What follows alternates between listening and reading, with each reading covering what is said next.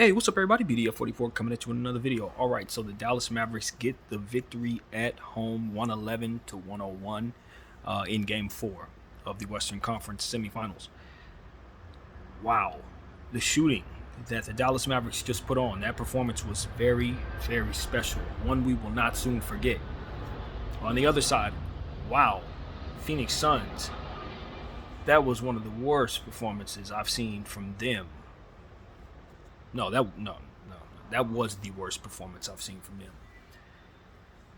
Jason Kidd is coaching circles around Monty Williams in this series, you guys. And there's no way around it. I think Monty Williams made one of the more, how do I word it? Let me make sure I word it the way I want to. I don't think I've ever seen anyone mismanage a superstar's fouls that poorly. Playoffs, regular season, preseason, I've never seen it I've never seen it managed that poorly. Chris Paul had 3 fouls at the end of the half. Well, going into the end of the half, and picked up his 4th foul at the half because Monty left him on the floor. Monty started the quarter with Chris Paul. He picked up his 5th foul. He didn't take him out. And he then picked up his 6th foul with 9 minutes to go in the 4th quarter. Horrible management. Horrible. And that's just the story. I don't know if Chris Paul was pushing the issue. I don't know if Monty Williams was pressing the issue. I don't know if they obviously had to both be in agreement that this was the thing to do. Both of them hurt their team tonight with that decision. Devin Booker deserved better from that. That's what I will say. Devin Booker deserved better. He had a hot night. He was going off.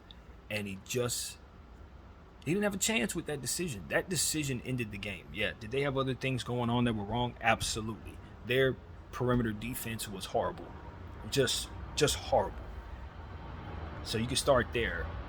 I don't think Monty went deep enough into his bench. You got to try to use Aaron Holiday in a game like this. You got to use Landry Shamet a little bit in a game like this, where your bench is just non-existent. You're not getting really anything out of anybody on that bench. And you see a bunch of DNPs, and it's like, yo, you shrunk your bench, and your starters aren't really doing it like that. Bridges was focusing his entire energy on the defensive side of the ball, and wasn't really scoring at all.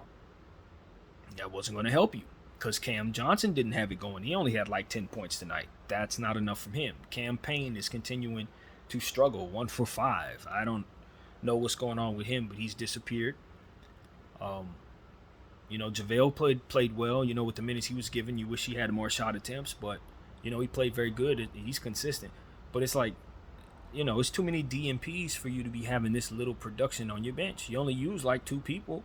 I mean, where's your production going to come from? And then you look at your starters, and it's like they're struggling out there trying to play defense because you're playing them too many minutes. Like, that's why you're not getting any production from your shooters. Jay Crowder played a lot of minutes tonight. He rolled his ankle and played too many minutes tonight. I'm just like, man, look, you tried Cam Payne. Okay, he didn't work. Try Aaron Holiday. Try Landry Shamet. Try Torrey Craig. Try Wainwright. I mean, there are other players to use when you're struggling. I can't stress it enough. I cannot stress it enough. I just think the NBA's coaches and the NBA's mentality about how they use their benches is why they end up losing a lot of games they're in. It's because you don't fully utilize what you have, and you let guys stay out there to struggle. It's like, a homie's missing. Sit him down. Play another one of those pros you're giving $1 million to. So it was a little bit of that going on the Phoenix side. I was very frustrated with them. Not necessarily Devin Booker at all. Ayton played well, but he needs to, you got to have him play, give you more offensively. You got to give him more attempts, and that's been my thing. We talked about it at halftime.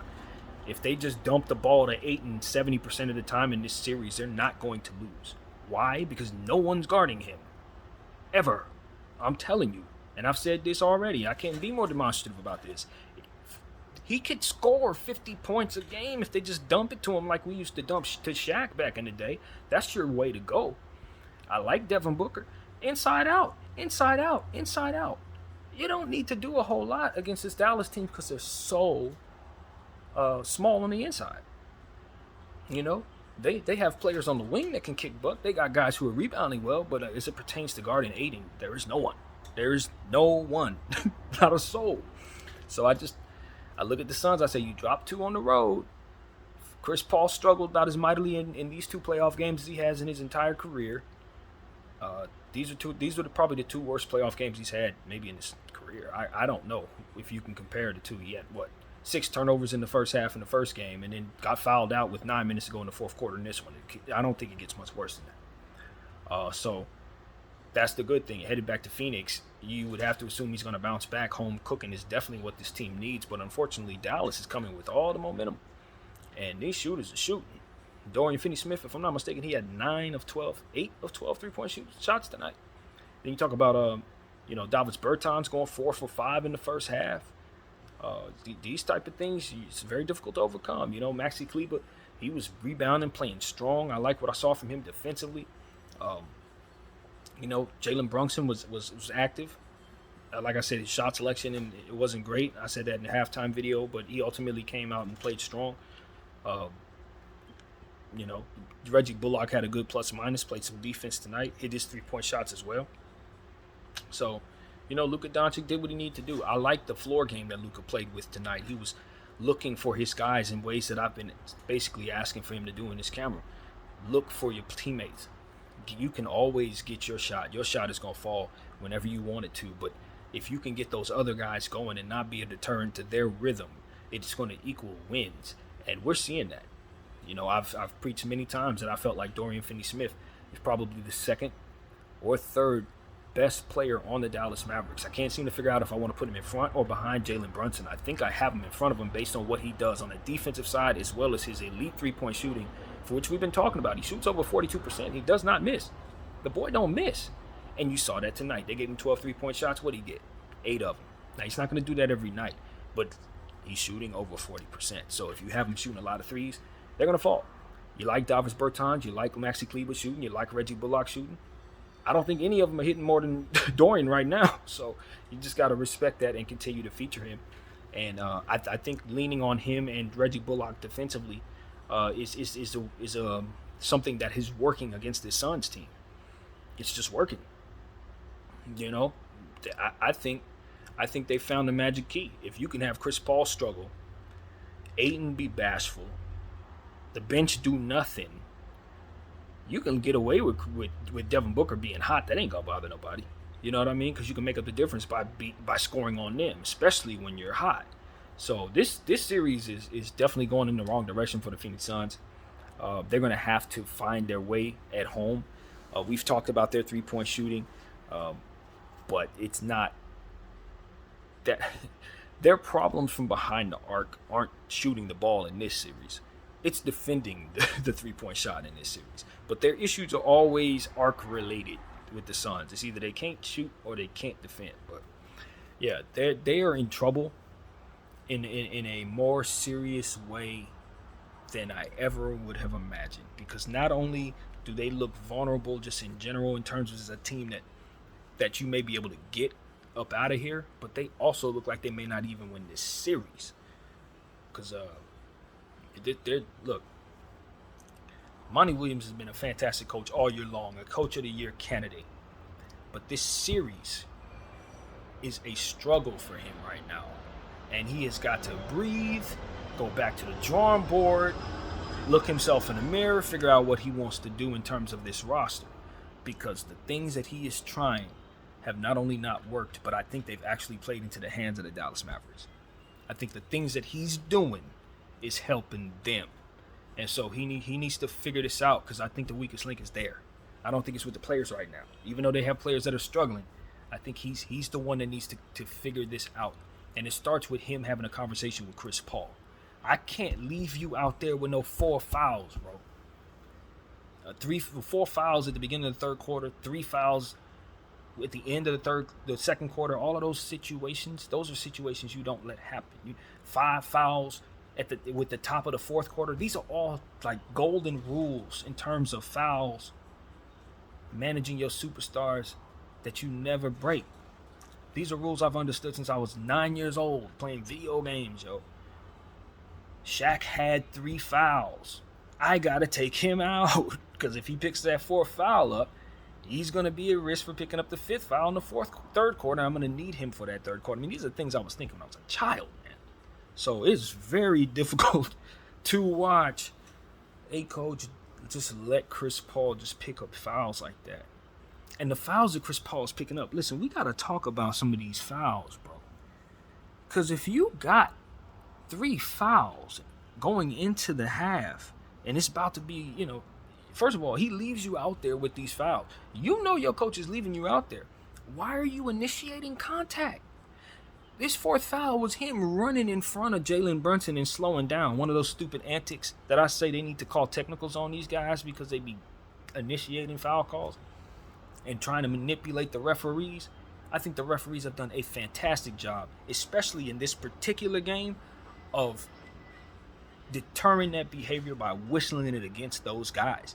And that is exactly what happened to Chris Paul. He picked up those fouls, that particular foul, because he was trying something that you just should never be trying to do when you have foul trouble. So that was a poor decision. That was a very, very, very poor decision. And then some of the other fouls is like, look, what Monty and Chris Paul learned today was that it's not within your control in this environment to stay out of foul trouble. I use the analogy of these guys act like you have grenades on your shoulders, and anytime you touch them, anytime they run into your shoulder, they jump off of you like they've exploded. That's what's happening to Chris Paul out there. They're doing the Jay Crowder on Chris Paul. They're doing the Chris Paul on Chris Paul. They're drawing manipulative fouls. They're walking up to the man and then pulling a stuntman move, and the referees are whistling it. Nearly all of his fouls were fouls either like that or fouls that he initiated, trying to draw fouls on people like that. I think we're going to start to realize that the NBA wants the NBA champion to not be someone who's embellishing these situations. And if Chris Paul is reading the room, he will adapt to that right now. Right now. That's all I'm going to say about that. So, all in all, I think they need more out of Ayton. I think the answer is Ayton. Your perimeter defense may not improve. It either will or it won't. You know what I'm saying? Your 3-point shooters, they're either going to hit their shots or not.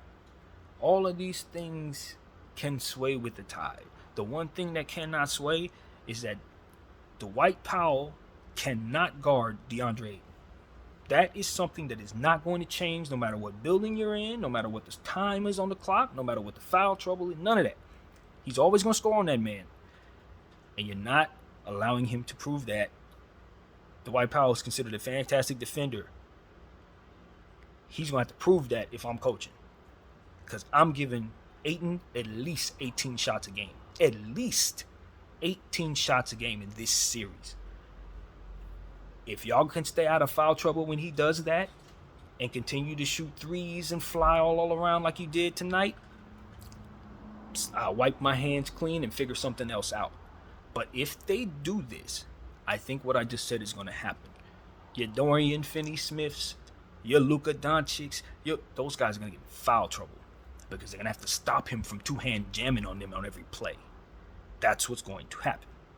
If you manage him properly, circle in Biyombo and JaVale McGee so that they can all stay fresh, but continue to use that mentality because you know they bigs can't guard your bigs, you'll win this series running away. But as long as y'all continue to shoot these jump shots and continue to leave the 3-point perimeter open like you are, Dallas is going to take this series from you. Don't let them win this game in Phoenix. After losing 3 straight against a team who's figured you out, now you're supposed to win 3 straight against them? No. You guys need to win this game. This is a must-win going back home to Phoenix. Or I think Luka Doncic closes y'all out in 6, and I ain't even kidding. So, yeah, this is where we are. That's pretty much all I have to say about that. Ain't no other way to pick it apart. Monty Williams and the anemic play of that bench is pretty much the problem right now. Chris Paul and his poor decision-making / pushing Monty Williams to play him in situations when it's unwise to do so. I don't know, Chris Paul. Is that on you, brother? Either way, it was stupid. And I am not afraid to call that out. My name is BDL44. Thank you all for watching. I'm out.